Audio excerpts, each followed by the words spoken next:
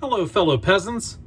So today I'm going to be talking about music. I know I usually do movies on this channel and food reviews and stuff, but I am a big music fan. I listen to a lot of music, mostly older music. I make my own music, but I'm going to share with you my top 5 rock and roll albums of all time. I'm a big fan of old school rock. I also grew up with newer stuff. By newer, I mean stuff from the late 90s, 2000s and whatnot. That was kind of like the period that I grew up with, was like Stained, Korn, Slipknot, Godsmack, Linkin Park, Papa Roach, you get the idea. So when I was a teenager, those were the hot bands. But I like a lot of the old stuff, like 70s and 80s too. But these top 5 are the albums that I pop in the most, that I listen to the most, that I love the songs on the most.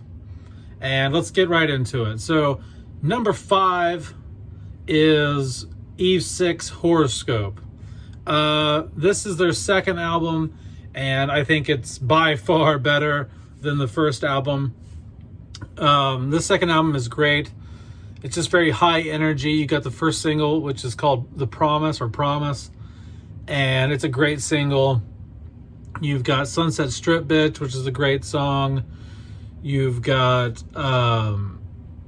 just tons of songs on here that really have a good pace, a good energy. Here's to the Night was another single on the album, kind of like a ballad, prom ballady sounding thing. Just a good late 90s, early 2000s pop punk album. Every song on this is catchy. There's not really a bad song on this album at all. Girl Eyes is also another great track on this album. But yeah, guys, check this album out. If you guys don't know about Eve 6, if you never heard of them, or you heard of them, you've heard Inside Out, but you never heard of this album, really, check this album out, because it's really good. If you like the pop punk, Blink-182, Lit, Newfound Glory kind of sound, you would really dig this album and this band. Number 4 is Godsmack. The self-titled. This is their first album. This album came out in 1998. I was 12 at the time, 13 years old. When it came out, a lot of people at my lunch table were listening to it in middle school, like junior high. And it was just a very good, aggressive record. You got songs like Keep Away. You've got Voodoo. You've got Time Bomb. You've got Moon Baby. Tons of songs on this album. This whole album, except for maybe 1 or 2 tracks that are just so. This whole album is good straight through. You can listen to it front to back and enjoy it. It's aggressive. They went on to make other good albums too. This isn't like their only good album. But they just came in with this album swinging out the gate. It hits hard. It just got like a little bit of a grunginess to it. And I think, correct me if I'm wrong on this, if you guys know, but I heard somewhere they recorded this whole album in like one day for like $500. They went into the studio, everything written, everything rehearsed. They knew their shit. They knew the songs like the back of their hand. They went in and they just laid it to tape, paid $500, and that was that. And then eventually, I guess, I don't know, like if they took those recordings and just slapped it onto the major label disc. I don't know all the details of that, but I just heard they went in with a very low budget and recorded this thing. That's what I heard. But it's one of my favorite albums of all time. Not just rock album, but it's one of my favorite albums of all time. Just dark, gritty. It hits hard. They're very Metallica is very influential to Godsmack. You can really hear in the guitar work Metallica's influence on the band, especially and Godsmack's first 2 to 3 records. And the last album they put out, When Legends Rise, it was a little more formulaic and poppy, but they were still hitting hard. They're still a really good band, and so I still enjoy them 20-some years later. But this first album, the self-titled album, is badass. It's badass, and it's so late 90s grunge, new metal. I just love it. Number 3 is Led Zeppelin's 4. This has Going to California, Stairway to Heaven, Black Dog, When the Levee Breaks.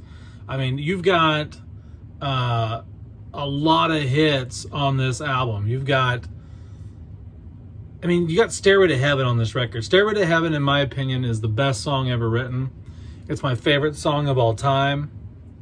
The only reason this album doesn't crack number 2 or 1 is because there are some weak tracks in here. I don't like Four Sticks. You know what I mean? I don't really care for that song. But overall, Stairway to Heaven, Stairway to Heaven is just so good. It's just one of those songs that's so good that it became so popular that it became uncool to like it. Like, if you talk to other Zeppelin fans and you say, they're like, hey man, what's your favorite Zepp song? You know, and you say Stairway to Heaven, they're like, oh, get the fuck out of here, man. That ain't their best fucking song. You gotta listen to the deep cuts, man. It's like, well, yeah, the deep cuts are good, you know what I mean? Like, I like Tangerine and I like some of the other crap, from their discography. But, it's like, Stairway to Heaven is just that good. Just because it became popular doesn't mean it's not a good song or it's lame. It became popular because it was so fucking good. You know what I mean? Like it's a perfect song in my opinion. It's perfect. You don't feel the 8-minute runtime in my opinion for Stairway to Heaven. It starts off nice and slow. It builds. It tells a story. It ends hard. It ends out hard rock. It starts out with just a fucking pan flute, really. Acoustic guitar and pan flute, and it ends just hard rocking. Yeah, I love Led Zeppelin. They're one of my favorite bands. And yeah, Led Zeppelin 4 is my number 3. Number 2. My number 2 rock album of all time is Pink Floyd's Dark Side of the Moon. Yeah. Favorite song on the album is probably Eclipse. I like the last song on the album the most. On the Run is good. Money is good. This is just an album that you put on and you chill. You have a drink to. You can relax. You just put it on in the background. You got friends over. You can have. I like listening to this album when I'm sitting next to a campfire outside, or I'm drawing, I'm painting or something. I got it on in the background. It's good background music to just chill out to, or work on some sort of arts and crafts to. Yeah, it's a fantastic album. I also like The Wall, and Wish You Were Here. Those are great albums as well. But Dark Side of the Moon is it's perfection, man. It's a great record. It's a great record. And last but not least, my number 1 rock album of all time. This is hard to dispute. It's actually my favorite album of all time, not just rock album. This is my favorite album of all time. AC/DC's Back in Black. This album came out in 1980, just several months after the death of Bon Scott, who was the original lead singer. And they looked through several hundred singers, and they found Brian Johnson, and he had a great voice.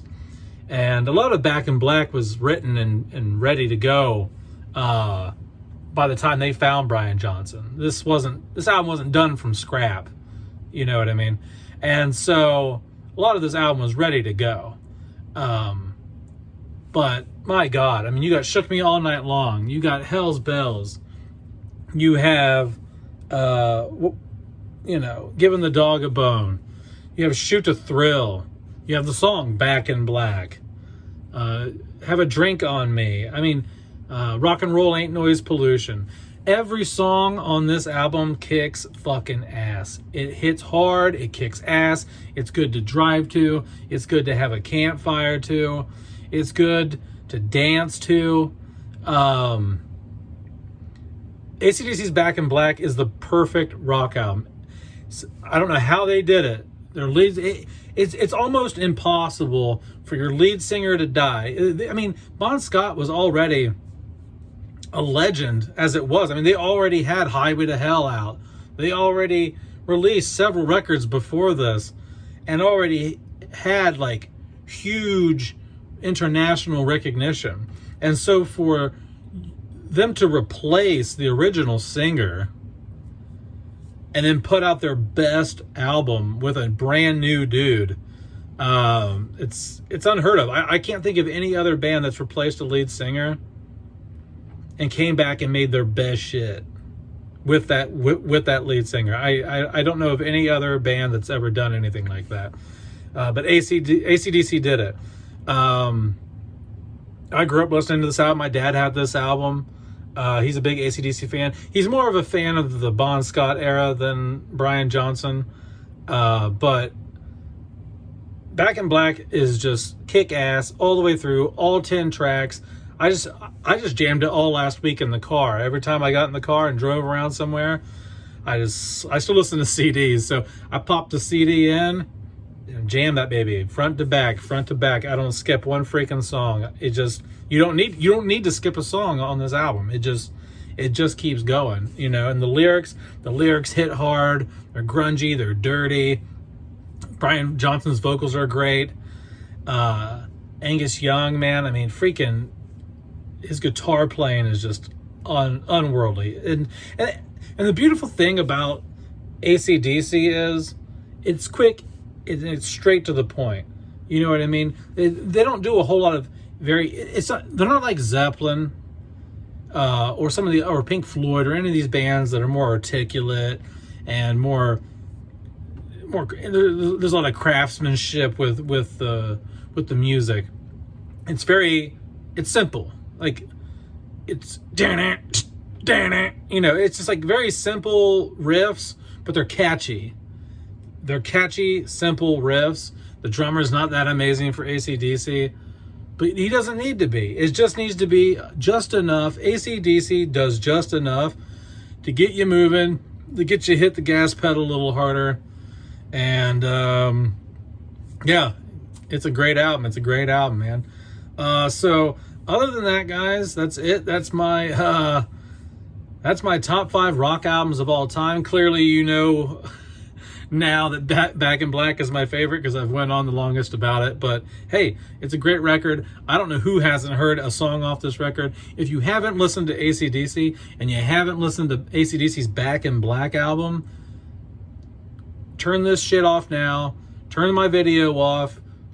Stay here on YouTube and go look at AC/DC Back in Black and just go listen to that album. Just forget about my video. Just go check that shit out. All right, guys. I'll talk to you later. Peace out, peasants. Bye-bye.